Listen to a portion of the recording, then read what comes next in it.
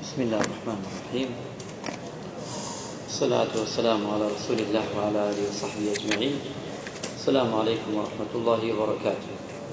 هموشه إن شاء الله بپشتیوانی پروردگار فرمایشته لفرمایشتەکانی پێغەمبەری خوا صلی الله عليه وسلم لە خزمەتی جەنابتانە باس دەکەی بە عیلمانی ئەوەیشی کە باشترین ئەم زنجیرە وتارە بە باسی ئەوەکەین باشترین کاری موسڵمان چییە؟ ئینسان ئەنجامی بدا لەم مانگەدا بە تایبەتی ئەتوانی ئیسفادەی تیا بکەین.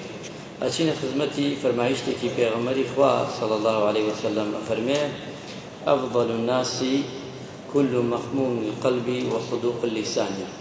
پێغەمبەری خوا صلی الله عليه وسلم ئەفەرمێ باشترین خەڵک ئەو خەڵکانەی کە خوای گەورە خۆشیگەرەکە ئەوانن کە ئەو کەسانن خاوەنی زمانێکی ڕاستین یاتا زمانێکی ڕاستن ڕاستگۆیی پیشەیانە و خاوەنی دڵێکی مەخمومن.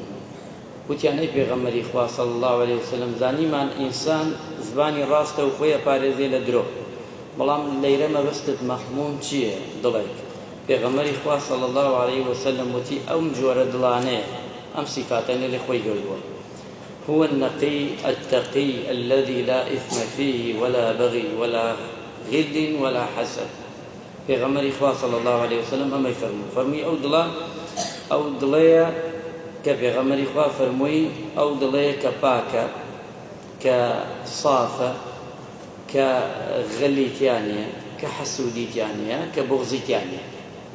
واتە پێغەمبەری خوا صلی الله عليه وسلم باشترین خەڵکمان بۆ دیاریەکە لە ناو کۆمەڵگادا ئەو کەسەیە کە زبانی ڕاست بێ و ئەو کەسەشە کە دڵێکی پاکی هەبێ بەم سیفەتانە. ئەگەر ئەم دوو سیفەتەی تیا بێ ئەبێتە باشترین کەس، باشترین خەڵک لە ڕۆژی قیامەتە لە ناو خەڵکەکان. خوای گەورە لەوانەمان بکە و فەرموبانەکانمان.